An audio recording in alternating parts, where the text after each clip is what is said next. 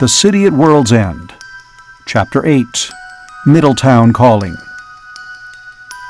When Keniston awoke, he lay for some time in his blankets looking around the great room, with the same feeling of unreality that he felt now each morning. It was quite a large room, with graceful curving walls and ceiling of soft-textured ivory plastic. But it was not as large as it looked, for the builders of the city had known how to use daringly jutting mezzanines to give 2 floor levels the spaciousness and loftiness of one. He looked up at the tall, dusty windows and wondered what this room had once been. It was part of a big structure on the plaza, for Mayor Garris had insisted that the whole lab staff be quartered near City Hall. It had obviously been a public building, but except for a few massive tables, it had been quite empty, and there was no clue to its function. He looked around at the others on the row of mattresses. Hubble was still sleeping calmly. So was Bites, with the slight, groaning stirrings of slumbering age. But Creasy lay wide awake and unmoving, looking up at the ceiling. Keniston remembered something with a sudden pang, something that he had completely forgotten in the rush of events. He went over to Creasy and whispered, "I'm sorry, Louis. I never thought until now about your girl." "Why would you think about that?" Creasy's low voice was toneless. "Why would you, when all this has happened?" He went on, as tonelessly, "Besides, it was all over a long time ago. For millions of years now, she's been dead." Keniston lingered a moment, seeking something to say, remembering now Creasy's eager talk of the girl he was soon to marry, the girl who lived 50 miles away from Middletown. He could find nothing to say. Creasy's tragedy had been repeated many times among these people, the mother whose son had gone to California, the wife whose husband had been upstate on a business trip, the lovers, the families, the friends, divided forever by the great gulf of time. He felt again a great thankfulness that Carol had come through with him, and a renewed determination to hold her against anything. Keniston was lighting his morning cigarette when the others rose. He paused suddenly and said, "I just thought—" Hubble grinned at him. "Yes, I know. You just thought about tobacco. You and a lot of people will soon have to do without." As they went out to get their breakfast at the nearest community kitchen, Hubble told him what was going forward. "McLean's going back to Middletown to bring gasoline engines and pumps. We have to get water flowing in the city system at once, and it may be a long time before we can figure out its pumping power. They seem to be atomic engines of some sort, but I'm not sure." "What about food rationing?" "Food and medicine will all go into guarded warerooms. Ration tickets will be printed at once. Use of cars is forbidden, of course. Everybody is restricted to their own ward district temporarily, to prevent accidents in exploration. We've already organized crews to explore the city." Keniston nodded. He drew the last drags of a cigarette, suddenly precious, before he spoke. "That's all good. But the main problem will be morale, Hubble." He thought of Carol as he added, "I don't believe these people can take it if they find out they're the last humans left." Hubble looked worried. "I know, but there must be people left somewhere. This city wasn't abandoned because of sudden disaster. They may just have gone to other, better cities." "There wasn't a whisper on the radio from outside Middletown," Keniston reminded. "No, but I believe they used something different from our radio system. That's what I want you for this morning, Ken. Bites last night found a communication system in a building near here. It has big apparatus that he thinks was for televisor communication. That's more in your field than ours." Keniston felt a sharp interest, the interest of the technician that not even the world's end could completely kill.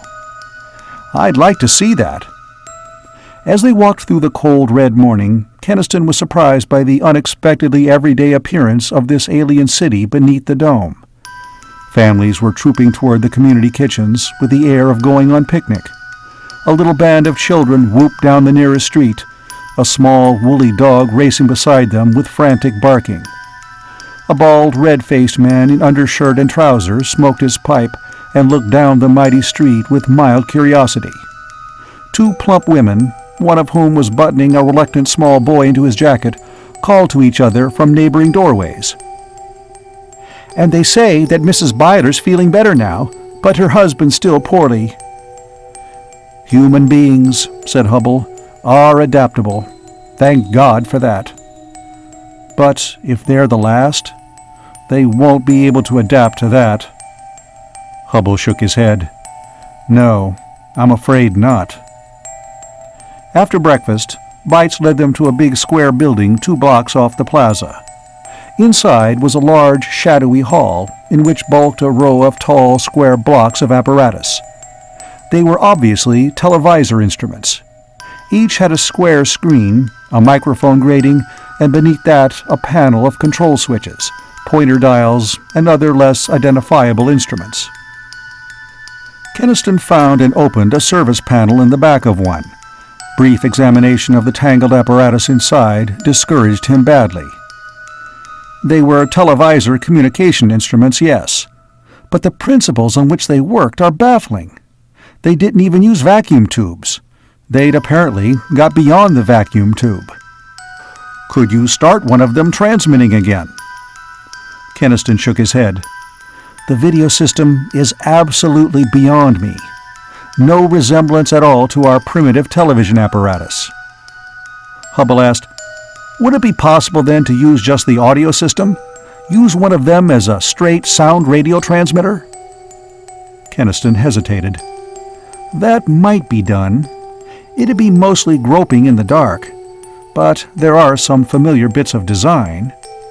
He pondered, then said, "The power leads come from outside. See anything around here that looks like a power station?" Old Bites nodded. "Only a block away. Big shielded atomic turbines of some kind, coupled to generators." "We might spend years trying to learn how to operate their atomic machinery," Keniston said. "We could couple gasoline engines to those generators," Hubble suggested. "It'd furnish power enough to try one of these transmitters." Keniston looked at him. "Yes, if there are any of them, they'd not hear our kind of radio calls. But this is their own communication setup. They'd hear it." Keniston said finally, "All right, give me power and I'll try." In the next few days, Keniston was so immersed in the overmastering fascination of the technical problems set him that he saw little of how Middletown's people were adapting to New Middletown. He could hear the trucks rumbling constantly under the dome as McLean indefatigably pushed the work of bringing supplies from the deserted town beyond the ridge. They brought the gasoline engines needed, not only to pump water from the great reservoirs, but also to turn one of the generators in the power station. Once he had power, Keniston began to experiment. Realizing the futility of trying to fathom the principles of the strange super radio transmitters, he tried merely to deduce the ordinary method of operating them. The trucks brought other things: more food, clothing, furniture, hospital equipment, books. McLean began to talk of organizing a motor expedition to explore the surrounding country, and meanwhile the crews already organized to explore New Middletown itself were searching every block and building. Already they had made 2 surprising discoveries. Hubble took Keniston away from his work to see one of these. He led down through a chain of corridors and catacombs underneath the city. "You know that it's a few degrees warmer here in New Middletown than the sun's retained heat can account for," Hubble said. "We found big conduits that seemed to bring that slightly warmer air up into the city, so I had the men trace the conduits down to their source." Keniston felt sudden excitement. The source? A big artificial heating plant? "No, not that," Hubble said. "But here we are now. Have a look for yourself." They had suddenly emerged onto a railed gallery in a vast underground chamber. The narrow gallery was the brink of an abysmal pit, a great circular shaft that dropped into unplumbed blackness. Keniston stared puzzledly.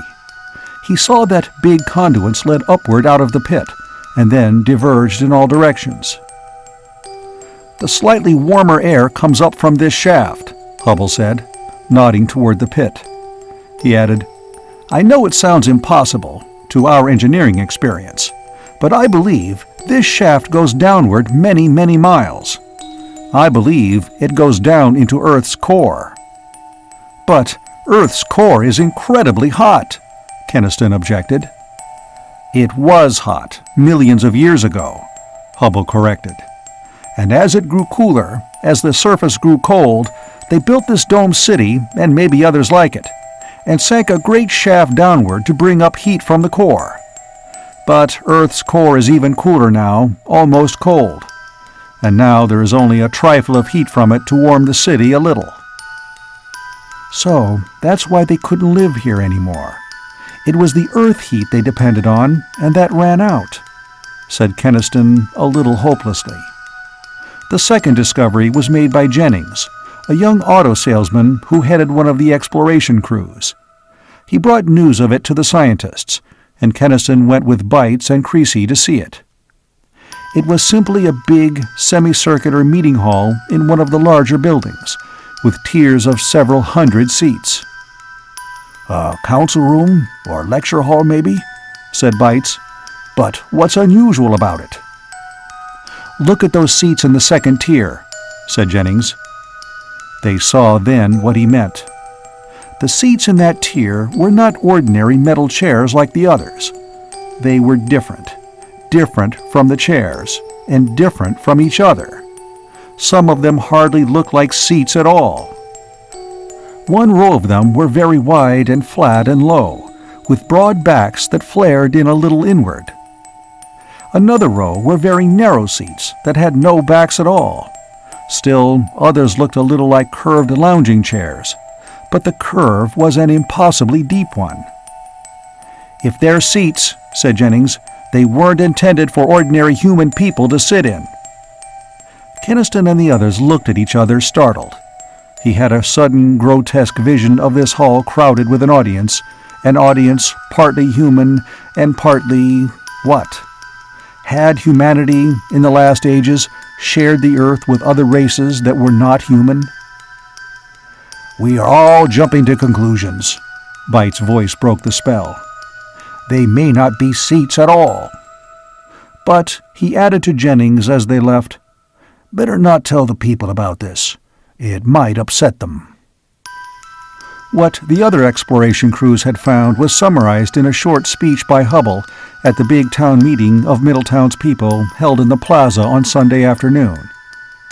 There had been church services that morning, services without bells or organs or stained glass, but held in lofty, shadowy rooms of cathedral solemnity. The first town meeting of New Middletown followed. Loudspeakers had been set up so that all in the big plaza might hear, and Mayor Garris, an older-looking, humbled Mayor Garris, spoke to them. He was stumblingly encouraging. The ration system was working well, he told them. There was no danger of starvation, for hydroponic farming would soon be started. They could live in New Middletown indefinitely, if necessary. "Dr. Hubble," he added, "will tell you of what was found in New Middletown by the exploring crews." Hubble was concise. He emphasized first that the original inhabitants of New Middletown had apparently left it deliberately. "They took their personal belongings, their books, their clothing, their smaller apparatus, instruments and furnishings. What they left were things too massive for easy transportation. That includes certain machinery which we think was atomically powered, but which must be studied with great care before attempts at operation can be made. We feel sure that, in time, study will make it possible to use all such equipment." Mayor Garris rose to add eagerly, "And at least one piece of equipment is now ready to use. Mr. Keniston has got one of the radio transmitters here going, and will now start calling to contact the other people of Earth." A great cheering rose instantly from the gathered Middletowners. Keniston, after the gathering broke up, found himself besieged by excited questioners. Yes, they would start calling right away. He was worried when he got a moment alone with Hubble. Garrus shouldn't have announced that. These people are dead sure now that we'll soon be talking to other peopled cities. Hubble looked worried too. They're so sure there are other people that it's only a matter of contacting them. Keniston looked at him. Do you believe there are any others? I'm beginning to doubt it, Hubble. If they couldn't live in this city, they couldn't live anywhere. Perhaps, Hubble admitted uneasily. But we can't be sure of anything. We have to try and keep trying. Keniston started the transmitter that night, using it for only 10 minutes each hour to conserve gasoline as much as possible. Middletown calling, he spoke into the microphone. Middletown calling. No use of adding more. They could not yet operate a receiver to hear an answer. They could only call to make known their presence, and wait and hope that any others left on dying Earth would hear and come. Crowds watched from outside the door as he called. They were there through the night, when Bites took over, and there again the next day and the next. They were quite silent, but the hope in their faces made Keniston sick. He felt, as another day and another passed, the mockery of the words he kept repeating. Middletown calling. Calling to what? To an Earth dying, devoid of human life. To a cold and arid sphere that had done with humanity long ago. Yet he had to keep sending it out. The cry of man lost in the ages and seeking his kind. The cry that he felt there were no ears on Earth to hear. Middletown calling, calling. End of chapter 8.